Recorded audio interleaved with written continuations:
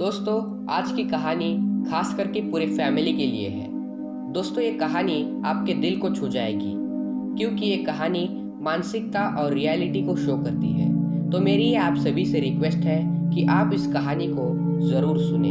Hello friends, मेरा नाम है समर्थ भंडारे और मैं आप सभी का बहुत बहुत स्वागत करता हूँ एजुकेशनल पाथ चैनल में। लेकिन आगे बढ़ने से पहले अगर आपको ऐसे ही नॉलेजेबल और इंटरेस्टिंग वीडियोस को देखना है, वो भी फ्री में, तो अभी इस चैनल को सब्सक्राइब कीजिए और बेल आइकन को प्रेस कीजिए। तो चलिए फ्रेंड्स, बढ़ते हैं हमारे कहानी की तरफ और उस कहानी का नाम है बड़ों की अहमियत। रितु के दिमाग में कई तरकीबें आई और उसने आखिरकार एक सप्ताह पहले अपने ससुर को वृद्धाश्रम की सीढ़ियों पर चढ़ने के लिए मजबूर कर दिया। वह आराम से बैठी हुई बारिश को देख रही थी, कॉफ़ी की चुस्कियाँ ले रही थी और साथ ही में अपने मोबाइल पर सर्फिंग कर रही थी। पति गया था काम पर, बेटा स्कूल में और उसे परेशान करने वाला कोई भी नहीं था। उसी मोबाइल की रिंग ने उसका आराम हराम कर दिया, यह सोचकर कि कोई उसके ससुर पे दया खाकर उसे समझाने वाला है। उसने फ़ोन को रिसीव किया। हेलो मैम, मैं आपके बेटे के स्कूल से बात कर रही हूँ। आपको अपने बच्चे को जल्द से जल्द ले जाने की व्यवस्था करनी चाहिए क्योंकि बारिश ने बाढ़ का रूप लेना शुरू कर दिया है। उसने अपना मोबाइल नीचे रखा और वह बारिश को घूरने लगी। सचमुच मूसलाधार बारिश हो रही थी। सुबह जब उसका पति उसके बेटे को स्कूल भेजने से मना कर रहा था, तब उसने जिद से लड़के को पति के साथ बाइक पर भेजा था। जब तक लड़के के दादाजी घर पर थे, वह खुशी खुशी अपने पोते को स्कूल छोड़ देते थे और उसे वापस भी लाते थे। लेकिन आज उसके सास ससुर नहीं थे। घर को बंद करते हुए स्कूटी की चाबी लेकर वह पार्किंग में नीचे की ओर आई और उसकी आंखें आश्चर्य से चौड़ी हो गई। ओह भगवान, ये क्या है? बारिश की वजह से सड़क के साथ साथ सोसाइटी कंपाउंड में भी पानी घुस गया था और पार्किंग में उसकी स्कूटी के साथ साथ अन्य वाहन भी पानी में डूब गए थे। ऐसी स्थिति में वह यहाँ से बाहर कैसे निकल सकती थी? वह फूट फूट कर रोने लगी।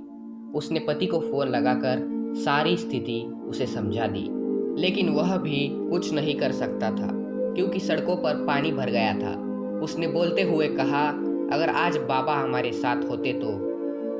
ये शब्द हालांकि उनकी याद बन गए थे। अब सब कुछ रितु के हाथों में था। बारिश बिना किसी रोक टोक के जारी रही। लड़के का रोता हुआ चेहरा जो किसी के आने का इंतजार कर रहा था, उसकी आंखों के सामने आ गया और वह मम्मी की पुकार सुनकर सोसाइटी गेट पर जाने के लिए तैयार घुटनों के बल पानी में उतरने वाली थी।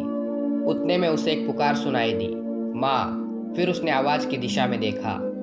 लगभग पानी में भीगते हुए दादा अपने पोते को अपने कंधे पे बिठाए हुए चल रहे थे।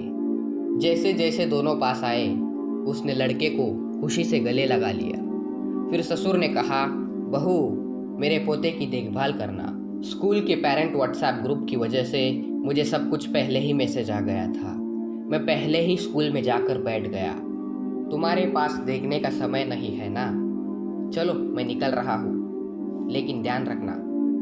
और हाँ, एक बात याद रखना बहू, तुमने मुझे घर में बंद पड़ी हुई घड़ी समझकर घर से बाहर निकाल दिया, लेकिन ये मत भूलना कि वही घड़ी दिन में एक बार सही समय भी दिखाती है। रितु कुछ क्षणों के लिए स्तब्ध हो गई, लेकिन उसने पछतावे के सुर में कहा, बाबा पीछे मुड़िए, मुझसे गलती हो गई। उसके आंसू और बारिश का पानी साथ मिलकर दोनों उस पर बरस रहे थे।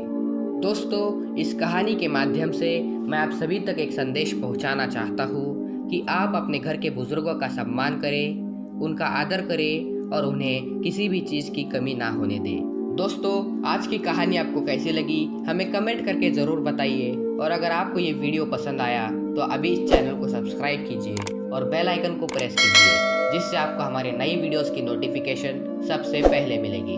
तो दोस्तों, आज के लिए बस इतना ही।